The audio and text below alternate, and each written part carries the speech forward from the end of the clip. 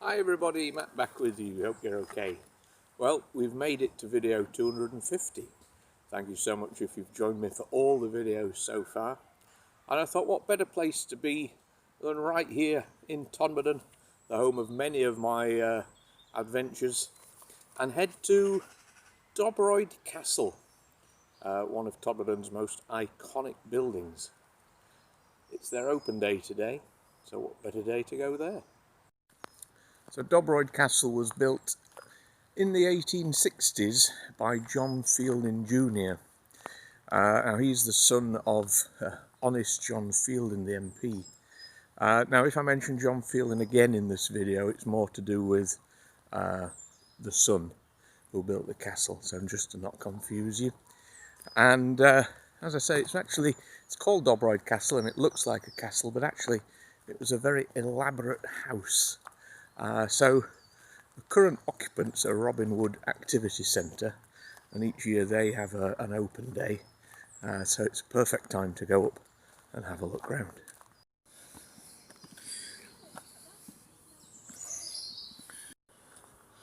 So it's quite a steep path up through the woods, but eventually you see Dobroyd Castle. Now obviously there might be a lot of background noise on today's video. That's because obviously it's activity day here, so it may end up being voiceover. But look at where you eventually end up. At Dobroyd Castle. So altogether there are 66 rooms in this building, which is why it's classed as an elaborate mansion house. It is a beautiful building.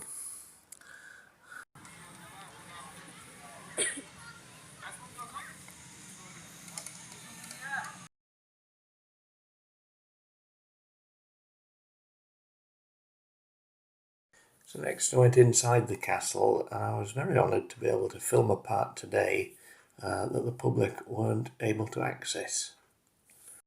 So I was allowed to film this incredibly elaborate entrance hall, which is just fascinating, and it has these 4 stone carvings around the side which are known as a timpana. This first one here is looking at enslaved Africans picking cotton in America. This one is the bales being loaded onto the ship. This is Richard Arkwright working on the water frames that launched the cotton industry. And the last one is of some women weaving at a loom. After all, the cotton industry is what in the end made the Fieldings rich and famous. And what an absolutely amazing entrance hall. I was very honoured to look at this, and marble fireplaces and knights at the top of the stairs.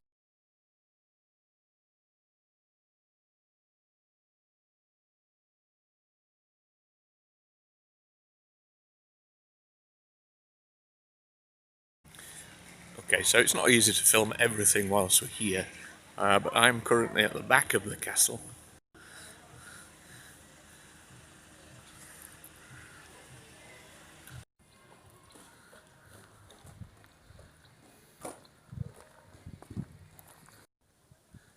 So the well-known story for this building is that John Fielden fell in love with a factory worker called Ruth, and she said that she would marry him if John built her a castle.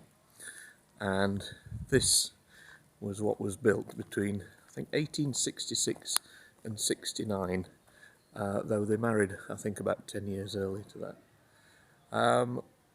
Unfortunately, the marriage didn't last. Whether or not it wasn't quite the kind of castle she wanted, I don't know. But in the end, she left and moved into one of the little buildings, I think down in the garden, and became an alcoholic and died at the age of 50. So not the fairy tale ending she probably hoped. Across this side we have an old stable block, which is obviously not in the best of conditions. But if you look at the top, you might be able to make it out. The initials are JF, John Fielden.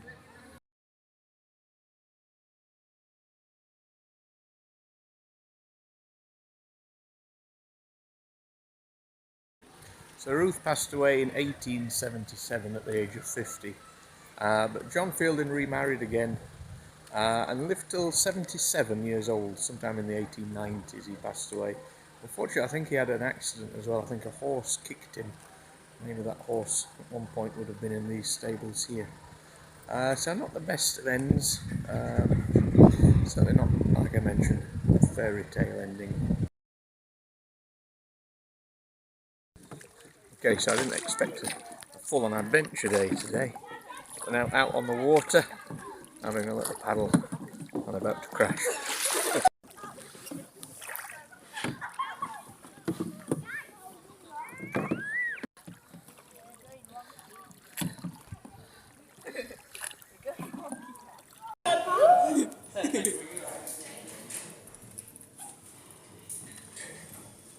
And then can you spin around for me?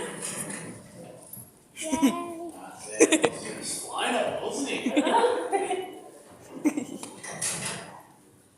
Have you ever to hold it? Let me know what to do. Yeah, I need to go. Hold this here for me. Hey, well done! Nice one. Hey, so, you want to let go of the ball for me? Hands in your not feet flat against the wall, push out your feet. I'll start going down, and just roll down. I don't know how to do that though. Easy. Maybe it looks easy.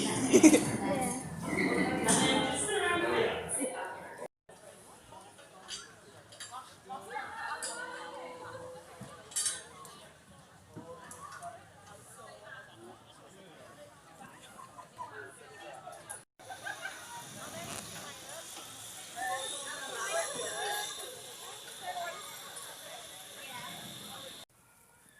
So between 1942 and 1979, this place was almost used like a college.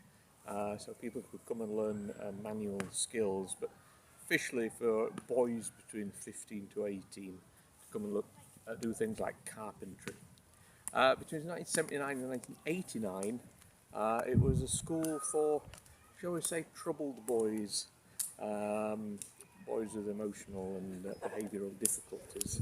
And then after that, it became a Buddhist Centre between about 1995 to 2008, which is when Robinwood moved in after that. And obviously it's a fantastic place for schools to come and stop for 2 or 3 days, because there's all these activities to do, and there are 66 rooms for them to be in.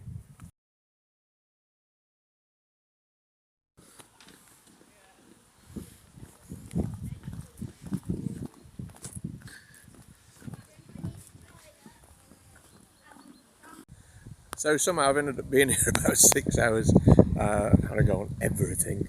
It's not been possible to film most of the activities. You'll just have to believe me. You've got to wear harnesses and leave your bags and things like that. But I've had a fantastic day at Robinwood Activity Centre. Thank you so much to the staff for letting me take part in stuff, and also for the sneaky peek inside the castle itself, which wasn't open to the public today.